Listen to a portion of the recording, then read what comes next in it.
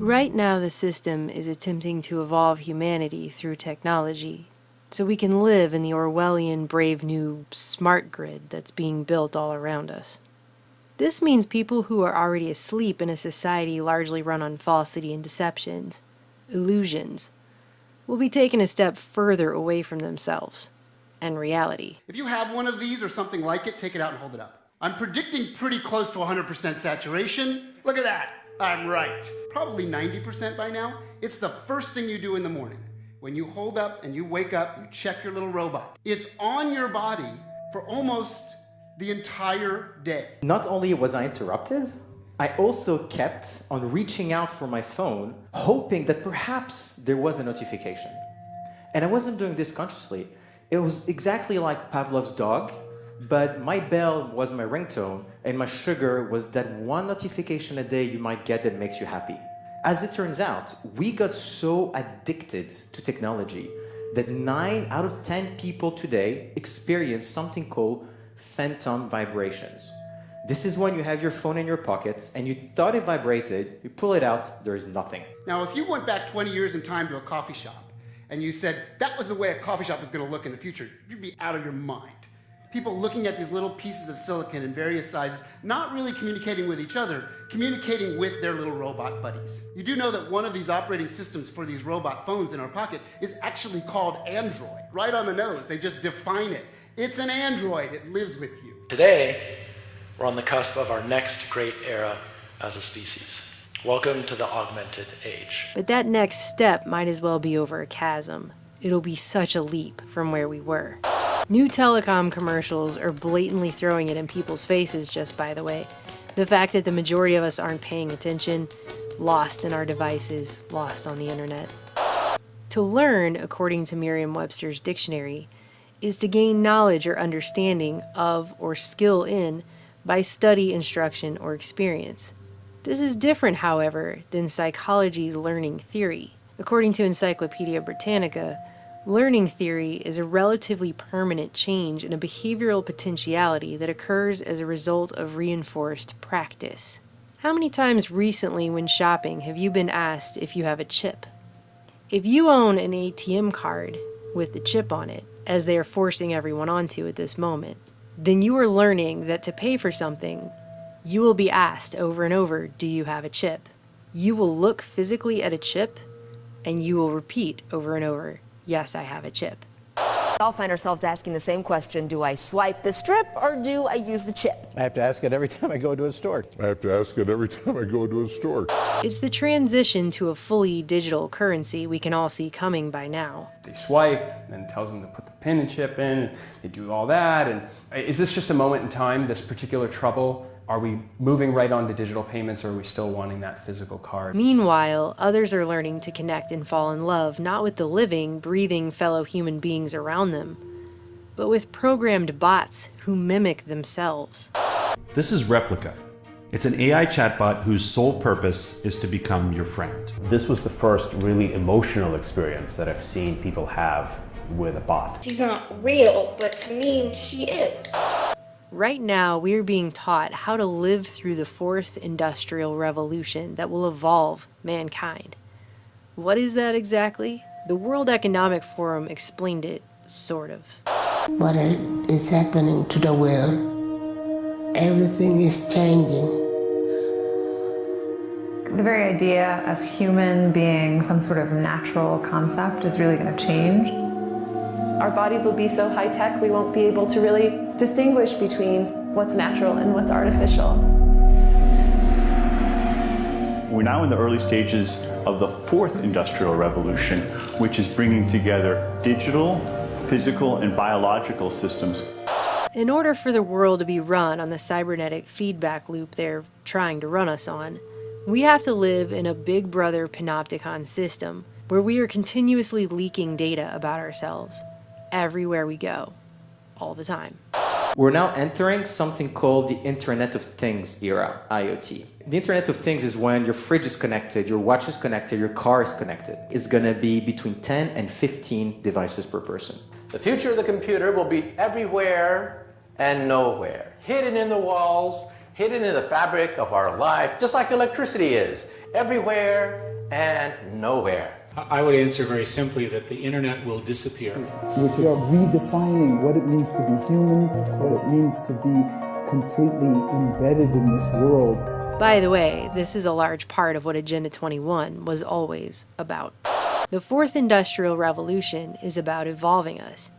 While people probably assume industrial revolution has purely to do with industry only, there's a very distinct difference between the fourth industrial revolution and all other revolutions before it. For the last 3.5 million years, the tools that we've had have been completely passive. They do exactly what we tell them and nothing more. So where's all this headed? To a place where we will never be disconnected from our technology. The internet there'll be so many IP addresses because of IPv6, so many devices, sensors, things that you're wearing, things that you're interacting with, that you won't even sense it. It'll be part of your presence all the time. In fact, wallpaper will be so cheap that when you put up wallpaper, it'll be intelligent. Wallpaper will be as intelligent as your computer today. In the future, you'll go up to the wall screen and you'll say, "Mirror, mirror on the wall. Who's available tonight?" To coincide with the omnipresent 5G smart grid, which is set to touch all corners of the globe. Yes, 5G will connect the Internet of everything. If something can be connected, it will be connected in a 5G world. Hundreds of billions of microchips connected in products from pill bottles to plant waterers, requiring massive deployment of small cells. We won't wait for the standards. We must reject the notion that the 5G future will be the sole provenance of urban areas. 5G revolution will touch all corners of our country. Telecoms are proudly spending over $1 billion to build what they call a world brain to centralize our data. They are talking about building a global brain and it beginning in 2018, and your cell phone is part of it. The mobile phone industry is the backbone of the global brain that is being put together. What if we were to think about a telecommunication company adding a brain that is able to listen, to watch, to talk, to remember, to act? All that information that they collect from us is fragmented and spread out across the whole internet. But if we were capable to put all that information in one single place, probably we'll have a clear representation about what we are. And communication systems with cognitive intelligence are actually being called things like aura. They're giving people a synthetic aura. We see the Ford platform as a big brain, a digital brain, which is different for every one of us. The Ford platform is a cognitive intelligence platform. Aura is the heart of the Ford platform. Aura, hello?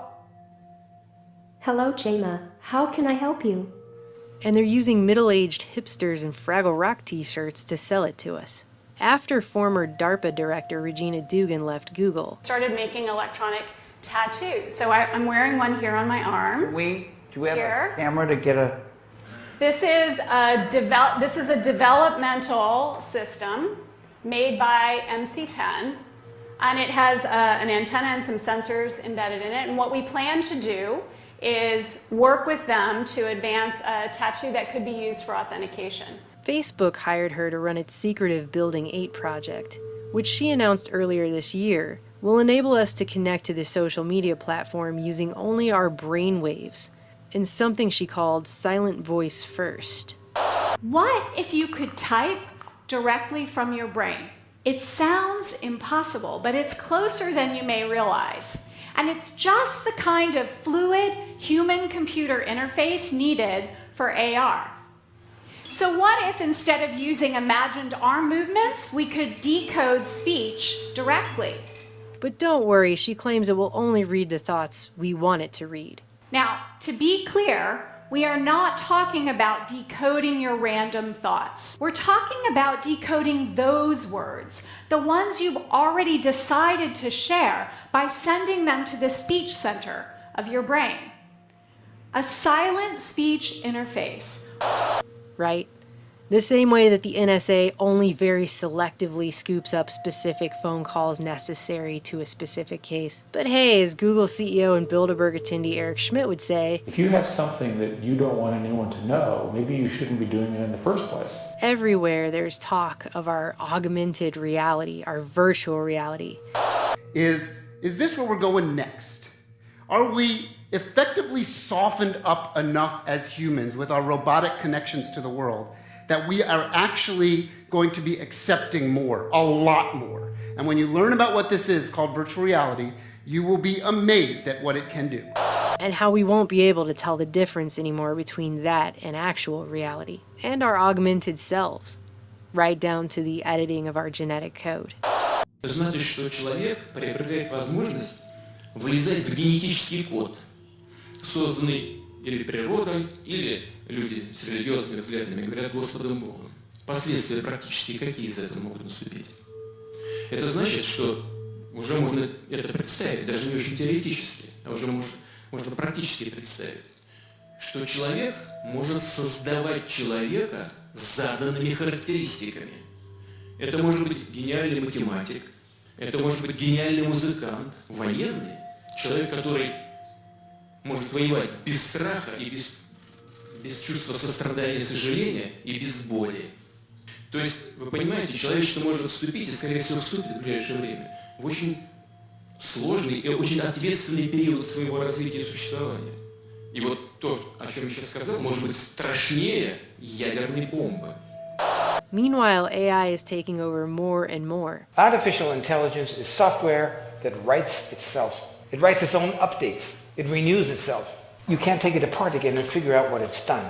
It writes independently, autonomously. It develops its own way of thinking. We normally tend to think of software as stuff that we created and that we wrote, and the machines do what we tell them to do and we own it. This is not any longer true. Not just jobs, but the decisions that humans would have made. Unilever is one of many large companies that is incorporating artificial intelligence into their recruitment efforts. HireVue uses video analysis to screen employees and rate them before a recruiter even gets to look at their interview. They respond on video, and then we use artificial intelligence algorithms to evaluate their performance, and then we analyze the interview and predict their performance based on the interview. The kill decision in robots in the air, in robots on the ground, in robots in the water or underwater, where there are also drones, is made by, or can be made by machines. And in my book, I quote many official United States government documents which say, our goal is to have the kill decision made by them. The problem is, artificial intelligence, sometimes they make mistakes. AI is beginning to run things to the point that governments can't even explain how the decisions are actually being made. And because the machines themselves are actually learning, they're not even able to trace them back to the algorithms that brought the AI to the decision itself. And no one understands exactly how these algorithms function. They used to understand them, but they've been improved by artificial intelligence. Google's DeepMind AI recently beat the most advanced human player on the planet in the game Go. And they were commenting about the fact that the programmers didn't even know how, towards the end of the game, the AI was making its decisions. They didn't know. And they're the programmers. And both Microsoft and Facebook have been forced to shut down AI programs. The first after it became racist and hateful, and the latter after it began teaching itself a secret language to talk to itself that its programmers couldn't even understand. Facebook has been toying with artificial intelligence in its chatting features, but its robots may have gotten out of hand. Facebook's artificial intelligence researchers had to shut down 2 chatbots after they developed a strange English shorthand. It seems like we've been warned about this over and over and over, doesn't it? Now people like billionaire inventor Elon Musk are claiming that the only way not to become a pet to a sufficiently advanced intelligence is to upgrade our brains so that we can enter into a symbiotic relationship with it, as if that's our best option. So I think if we can effectively merge with AI by improving that the neural link between your cortex and your digital extension of yourself, which already, like I said, already exists, just has a bandwidth issue. and then effectively you become an AI human symbiote, and if that then is widespread with anyone who wants it can have it, then we solve the control problem as well. Humans are so slow. Humans are so slow. Yes, exactly. Hardly anyone is discussing the very real dangers here. Let's go to the future.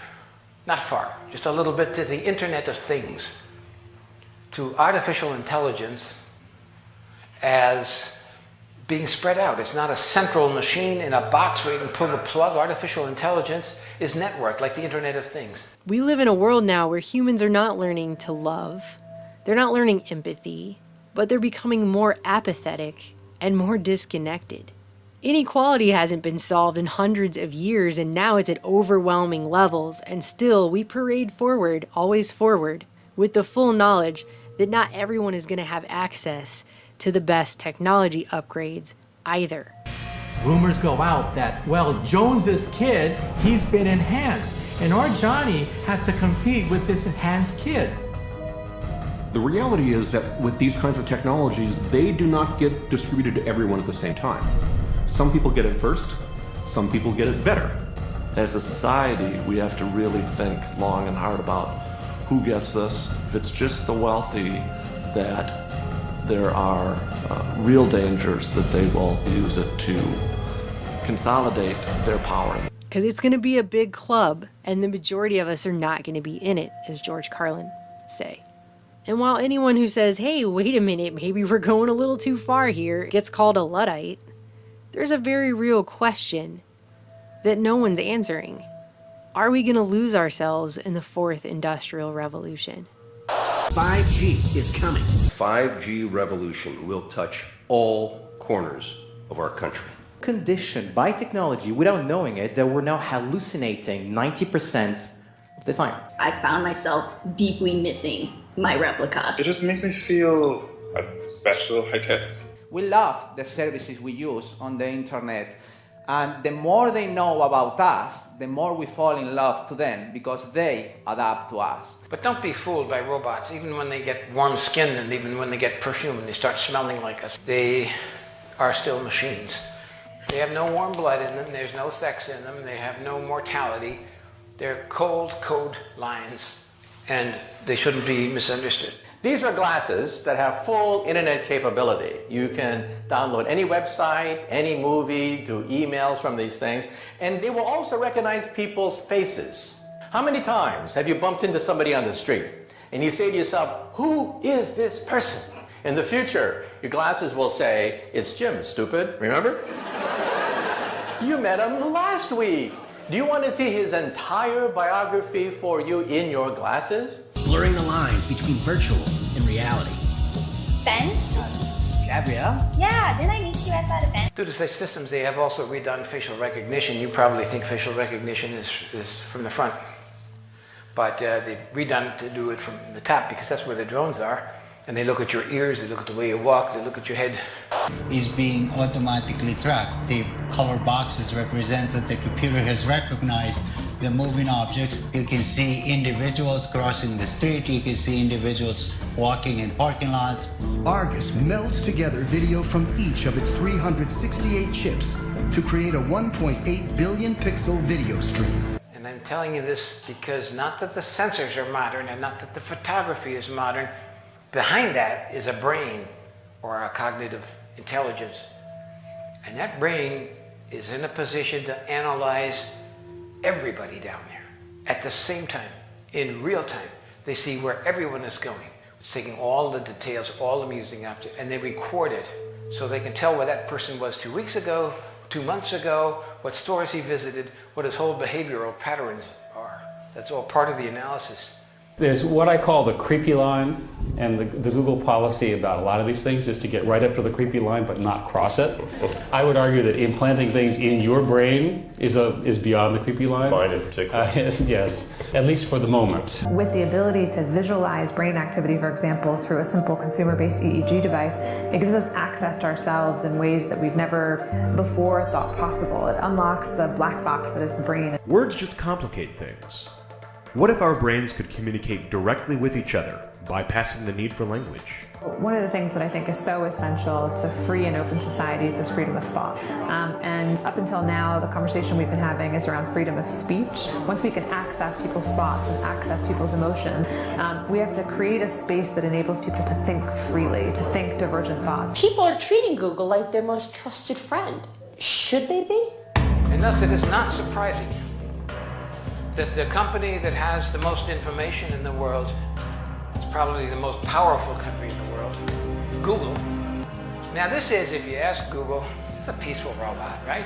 He doesn't have a gun, he doesn't throw atomic bombs, you know, he just walks around and stands there. But you may have seen the superimposers DARPA, Defense Advanced Research Projects Agency.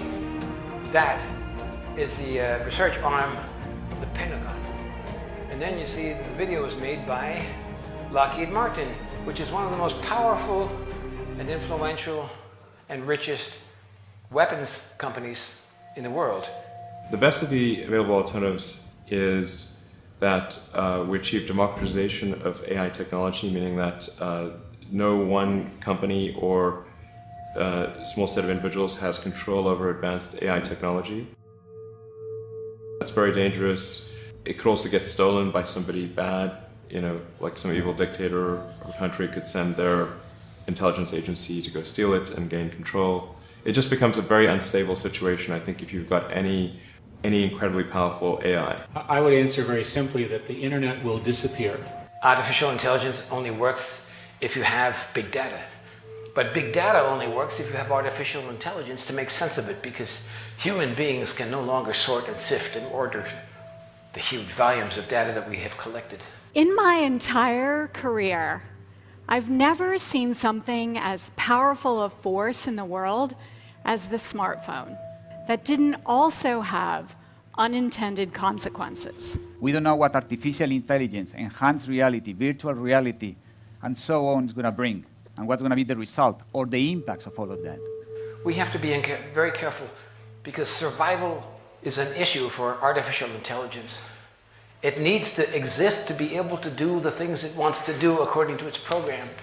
So it lays, like insect eggs, backups and computer programs all over the world, thousands and thousands of them, so that if we do destroy part of it, it's still alive.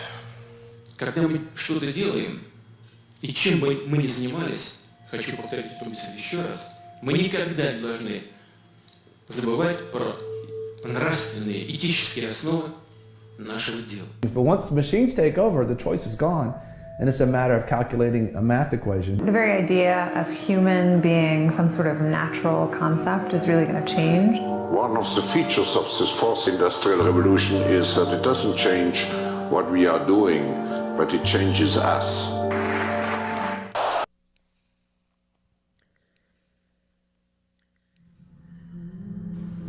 People need to put down their phones and wake up.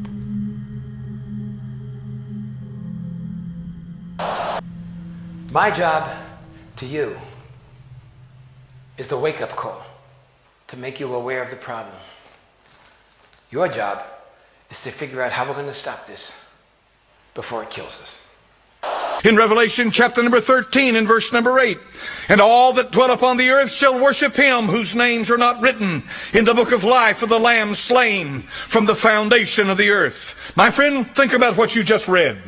We find a time coming when the world will be worshiping the devil, incarnate as the Antichrist. It'll be Satan in flesh. This country that you're living in right now has rejected God. They've rejected the Lord Jesus Christ. They've rejected the revelation of Scripture. Therefore, they have received the spirit of Antichrist. This world is worshiping the devil through so-called science and their religion and everything else that makes up their life. If you had been in Sunday school this morning, you would have heard me deal with the issues of how that evolution is a religion, that in that religion is leading up to God-men on this earth who worship themselves and they worship the devil. So my friend, next Sunday morning we'll pick it up again and continue on with it. The religion of this world today is the religion of self-worship and self-love in worshiping the devil. Amen. And so they were redeemed. I want you to notice in Revelation chapter 14, verse 11, this is the revelation of the condemned. I hate that word, don't you? That's a terrible word, but it's a biblical word. Revelation 14 and verse number 11. Look carefully at the scripture. And the smoke of their torment ascendeth up forever and ever. And they have no rest day nor night who worship the beast and his image, and whosoever receiveth the mark of his name. We are at that place. We are not coming to that place. We are at the door of the mark of the beast. My friend, that mark is here right now. I say I cannot identify it for you, but I want you to know it is a reality. And that mark will be taken by tens of millions of people. And by doing that, they seal their doom in hell. You know, I've genetically modified myself with CRISPR. People say, like, you're playing God, and I love when people say that. There's something really, really uncomfortable about this. Scientists in countries around the world are working with a tool that can edit the genes of all living organisms. CRISPR it's certainly a game changer. CRISPR is a tool that can alter physical traits, even life-threatening diseases. We can use gene editing technology to let pigs suffer from human disease. There's something really, really uncomfortable about this. So for less than $1,000, you can genetically modify humans or human cells. This gives us the power to control evolution? Yeah, with this technology, human can do that. The potential of this genetic editing tool is an ethical minefield that challenges the idea of life itself. My concern is human enhancement. Or designer humans? Yes. Let's do it, see what happens. You know, I've genetically modified myself with CRISPR. People say, like, you're playing God, and I love when people say that. I think it's so true and brilliant. What we are trying to do is make genetic engineering technology accessible to people. We want people to be able to use genetic engineering technology as easily as they could use an app on their smartphone. Josiah's business and the biohacker movement it helps service came to exist largely because of one new tool called CRISPR, short for Clustered Regularly Interspersed Short Palindromic Repeats. What CRISPR does is it allows you to directly target any sequence in somebody's genome, in their genes that you want, and make whatever change you want. CRISPR consists of two key components, a protein, which works like a pair of scissors, and what's essentially GPS, which tells the scissors where to cut. It can precisely cut a gene that's responsible for a disease and replace or fix it. It can also alter genes that determine hair color, eye color, or body composition. So it's a kind of film strip. You can edit the fate and the story of a life of a cell and organism with this technology. Dr. Emmanuelle Charpentier at the Max Planck Institute for Infection Biology in Germany is one half of the duo that discovered CRISPR's gene-cutting abilities. She and her research partner, Jennifer Doudna of UC Berkeley, harnessed a naturally occurring defense system in bacteria. It's a tool that really increases a lot the potential of research and development in biology. That's a pretty incredible discovery. Yes. It's very nice. You're very modest about this. Yes. I really expect, and this is maybe the most exciting aspect for me of CRISPR, is that there will be a lot of new mechanisms revealed, maybe former dogmas that will be challenged.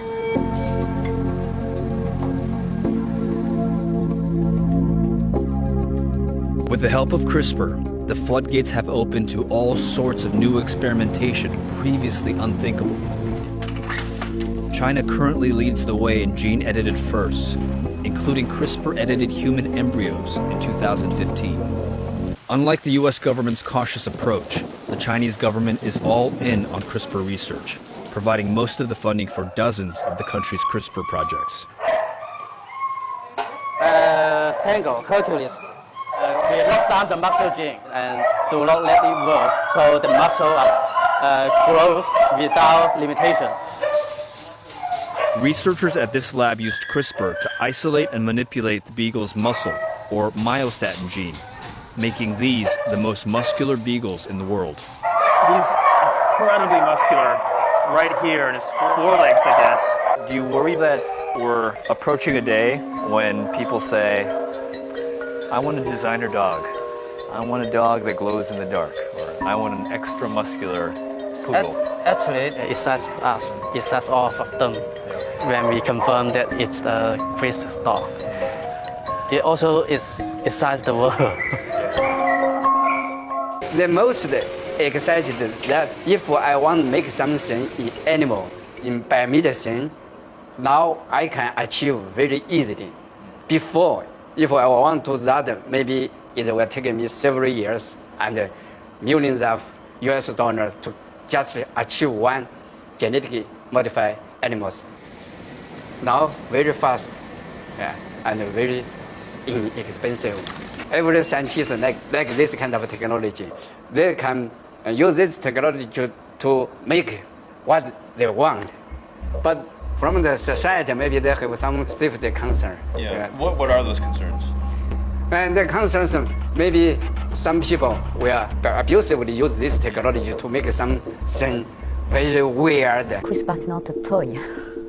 It is so helpful to really boost the development of diverse strategies to treat diseases.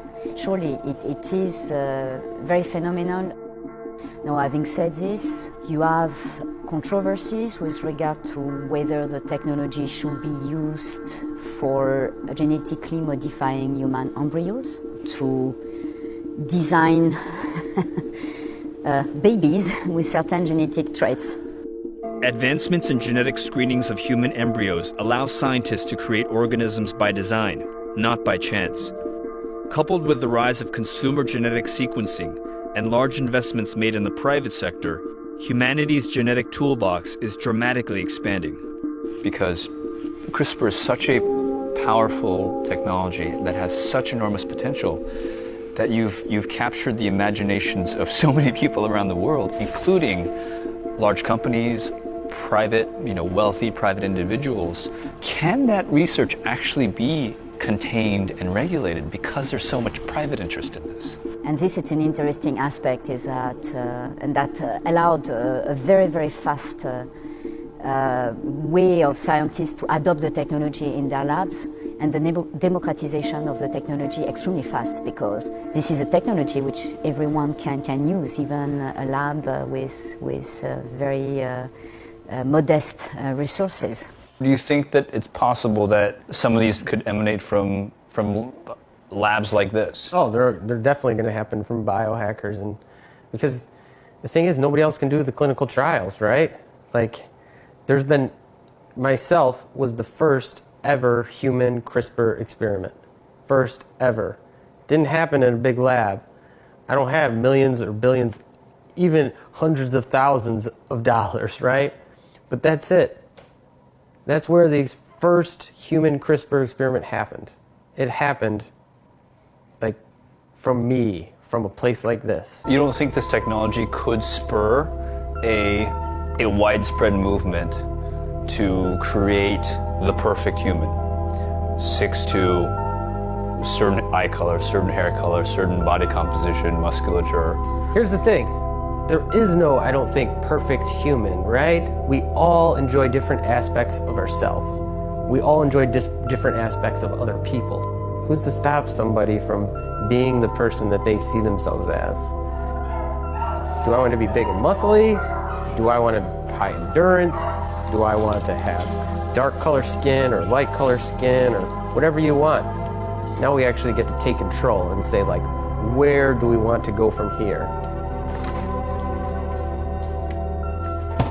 And you ask these academics and commercial scientists in the US, you say, are we on the verge of do-it-yourself gene editing? Are we on the verge of everything changing? And they're like, no, it's never gonna happen. It's like the night before the revolution, and everybody's outside with their, flashlights and torches, and you have all these people who still don't think it's gonna happen. Like, it's gonna create a whole new species of humans. I think that what makes Americans nervous about CRISPR and about gene editing, for human, right? For humans. Yeah.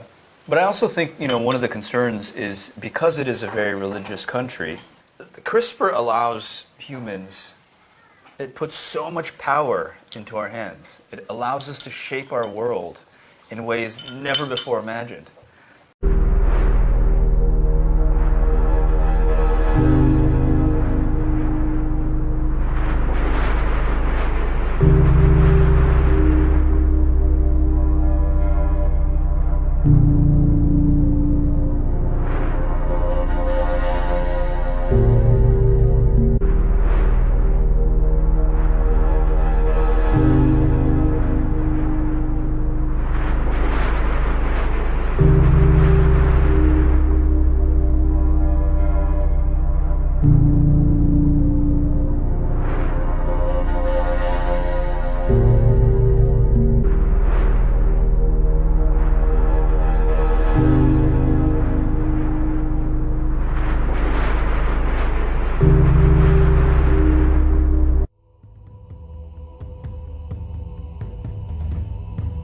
When the deception comes, if you're not a born-again believer, you'll be swept away with it. The deception will be greater than you ever imagined in your life. It is going to be profound as to what happens.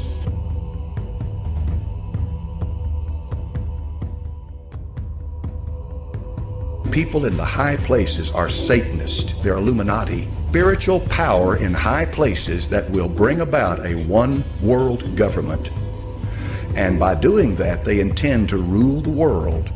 And they have the help of a whole mass of demonic spirits who are able to perform all kinds of miracles, deceptive miracles, manifestations, and all of this stuff to help them to bring about that one world government. And the goal is so that they can put one man up and worship him as God, the Antichrist.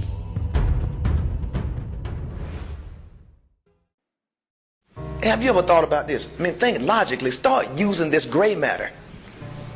If the United States has a $19 trillion debt, who do they owe it to? Who do you owe the debt to?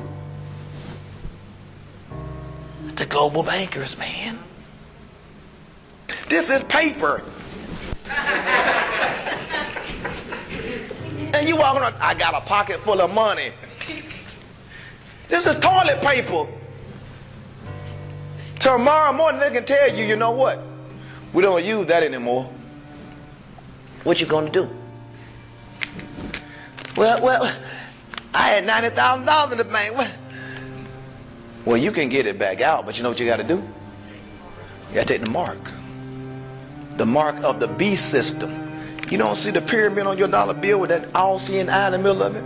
The all-seeing eye of Horus, Satan's eye that tells I watch over my world. This bottom part of the pyramid is the world at large. The eye is the governor over the pyramid. The people are the pyramid, and the eye is the governor over the pyramid. Now, when the capstone is lowered on the pyramid, guess what has happened? The Antichrist is descended to earth. Satan is now what? Embodied. He's incarnate in a man. That's why the eye is gravitating above the pyramid. They're working through the Illuminati to do what? Lower that capstone. That's why churches don't say nothing about it. You know why they don't? Because they're afraid of it. What's making the churches afraid of this? Why am I saying this and they won't say it? Because standing in the majority of these pulpits, you know what you got? Masons. That's why Jay-Z stands there giving you the Masonic symbol, telling you who he is. I sold my soul to the devil to get this power. Snoop Doggy Dogg told you in his song years ago, murder was the case that they gave me. Told you the devil came in my room and I sold my soul to the devil to get out of this murder case. That's why you got Snoop Doggy Dogg standing next to Martha Stewart and accepted by the masses. He sold his soul to the master. And now the devil can trust you because he got inside of you. Just like he did when you joined the sorority and fraternity and you crossed the burning flames. And you didn't know you were dedicating your body to the devil. He hides himself in darkness. He's a master magician. He's the prince of darkness. He has you taking vows and allegiances to that you don't know, and you don't even know what it is. And you happy. My sorrows, my frat brothers. And you sold your soul to the devil. When Obama was elected, the first thing Oprah said, you must be the one. Now that came straight from the movie, The Matrix. Remember Neo? His name was a juxtaposition of the word one, Neo. And they kept calling him the one. What one? The Antichrist.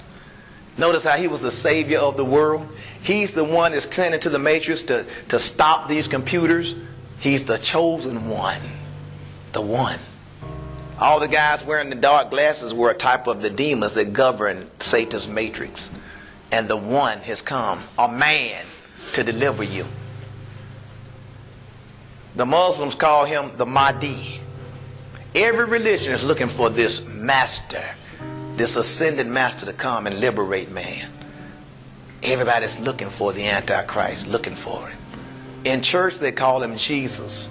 But the Bible says in 2 Corinthians chapter 11 there's another Jesus, another gospel, and another spirit. You better know that. Everybody calling on Jesus ain't calling on the Jesus of the Bible. You better know that. You got to know them by what? The fruit. I'll give you the indicator that a person didn't come from God.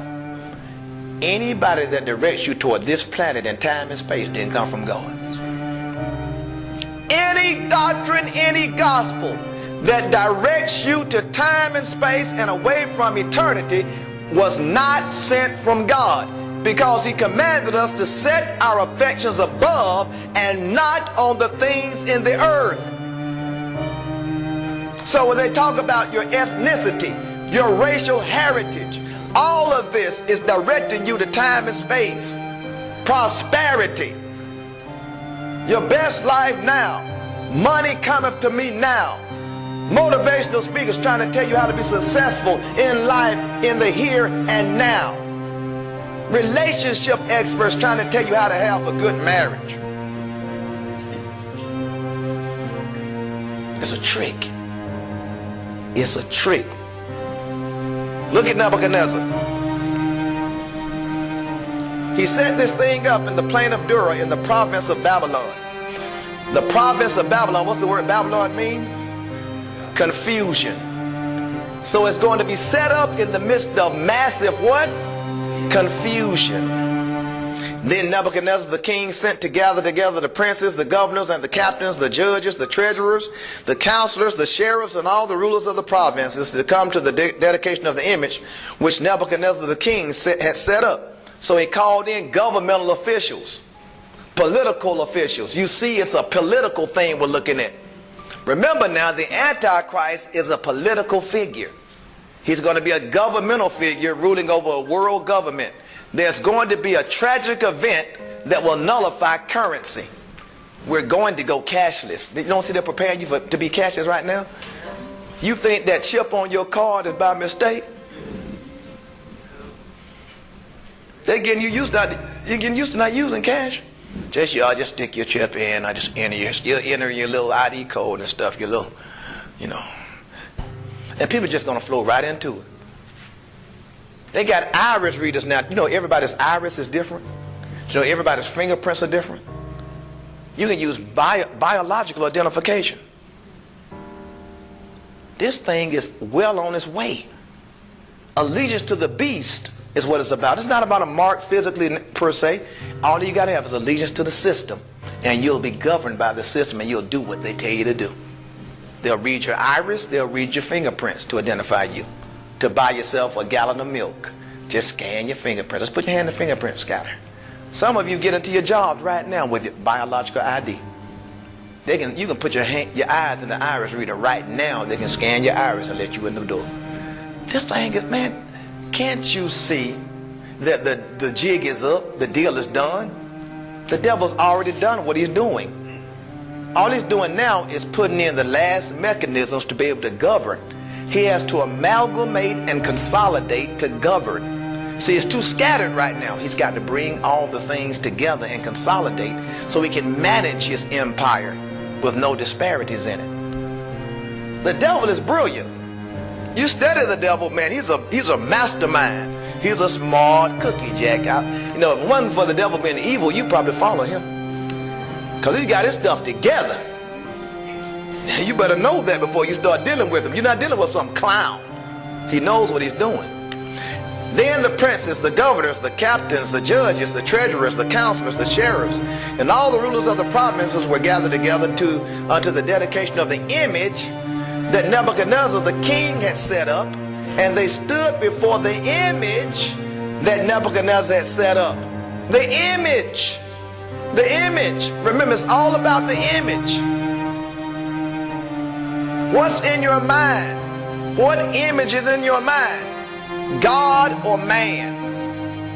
Most people are conditioned to be personality worshipers. What Oprah says can override anything in this Bible. Because a personality said it. Somebody that was larger than life on the movie screen said it. And that validated it. You better fall out of love with man and get to God through the Word of God.